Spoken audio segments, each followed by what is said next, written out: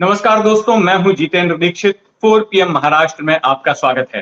प्रधानमंत्री नरेंद्र मोदी परसों के दिन फिर एक बार महाराष्ट्र आए थे। इन दिनों उनका महाराष्ट्र दौरा काफी हो रहा है।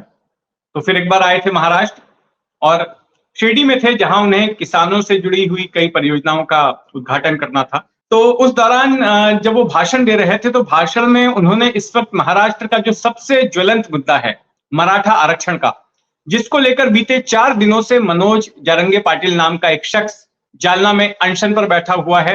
उसने अन्न छोड़ दिया है और मांग कर रहा है कि जब तक सरकार आरक्षण नहीं देगी शिक्षा और नौकरियों में मराठाओं को, तब तक वो अपना अनशन खत्म नहीं करेगा।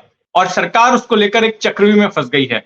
लेकिन इतने गंभीर मुद्दे पर भी प्रधानमंत्री मोदी की ओर से एक शब्द भी नहीं आया। प्रधानमंत्री ने जब भाषण दिया, तो भाषण उन्होंने दिया शरद पवार को लेकर, और अपने भाषण में उन्होंने शरद पवार पर निशाने साधे, कई आरोप लगाए। एक बड़ा आरोप यह लगाया कि शरद पवार जब भारत के कृषि मंत्री थे, यूपीए की सरकार में पवार कृषि मंत्री थे, तो उस दौरान पवार ने किसानों के लिए कुछ नहीं किया। पवार सिर्फ किसानों के नाम पर राजनीति करते हैं। मोदी ने यह कहा कि जब उनकी सरकार आई, तो उनकी सरकार ने पवार के मुकाबले में किसानों से कई गुना ज्यादा एमएसपी में अनाज खरीदा। साथ ही उन्होंने यह भी कहा कि पवार के वक्त में किसानों को एजेंट्स पर निर्भर रहना पड़ता था, लेकिन अब उन्होंने इस तरह की व्यवस्था कर दी है कि पैसा सीधे किसानों के खाते में आता है। तो इस जैसे तमाम आरोप उन्होंने लगाए शरद पवार के ऊपर।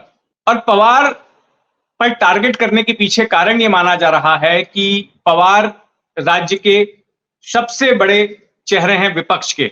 जो इस वक्त महाराष्ट्र में जो 3 पार्टियों का गठबंधन है, बीजेपी, एकनाथ शिंदे वाली शिवसेना और अजीत पवार वाली एनसीपी का, जो सत्ता में है इस वक्त, उसके सामने अगर कोई चैलेंज है तो सबसे बड़ा चैलेंज पवार का है। क्योंकि पवार वो हैं जो अपनी भाषण की कला से या अपनी राजनीति से टाइट बदल सकते हैं। और ऐसा उन्होंने 2019 में भी किया था, जब उनकी पार्टी लगभग खत्म होने को आई थी। कई दिग्गज नेता जो है पार्टी छोड़कर, एनसीपी छोड़कर बीजेपी में चले गए थे। और इसके बाद जब सत्ता बनाने को लेकर कवायद चल रही थी, तो आपको याद होगा एक दिन अचानक अजीत पवार ने बगावत कर दी और उप मुख्यमंत्री बन बैठे। लेकिन उनके ऐलान के बाद शाम तक लगभग सभी विधायक वापस आ गए थे, बगावत फेल हो गई। तो शरद पवार का दिमाग राजनीति में इतना शार्प है कि वो कभी भी बाजी पलट सकते हैं।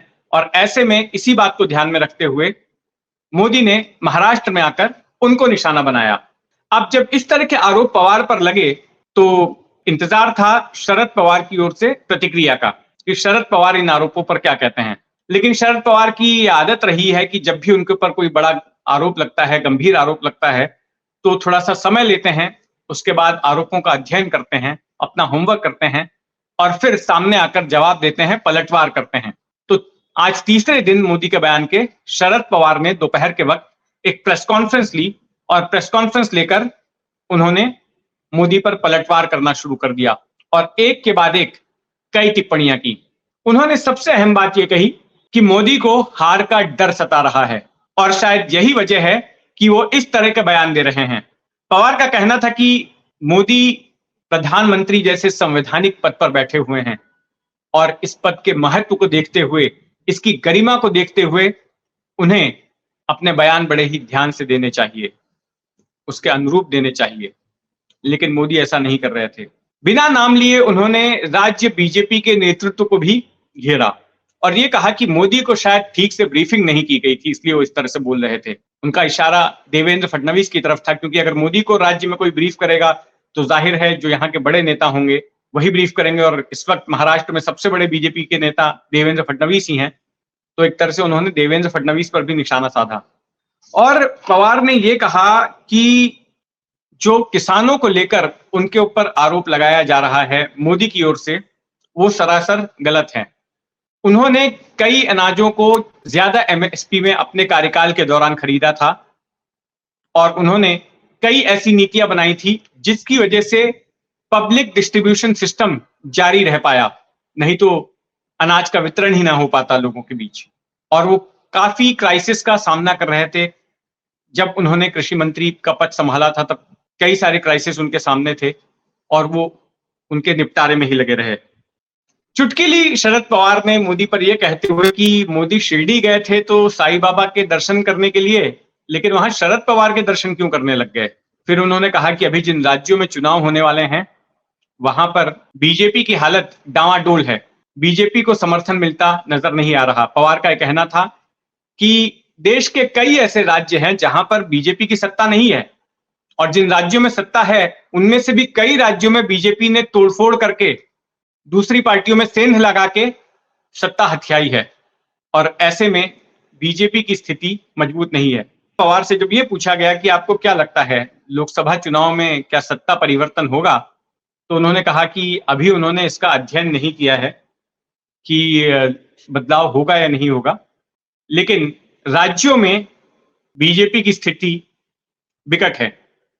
तो कुल मिलाकर जिस तरह की बयानबाजी देखने में मिल रही है दोनों ही तरफ से, मोदी ने जो पवार के बारे में कहा और पवार ने जिस तरह से पलटवार किया मोदी पर, उससे एक बात तो साफ नजर आ रही है कि महाराष्ट्र का जो लोकसभा चुनाव होगा वो मोदी बनाम पवार होने वाला है।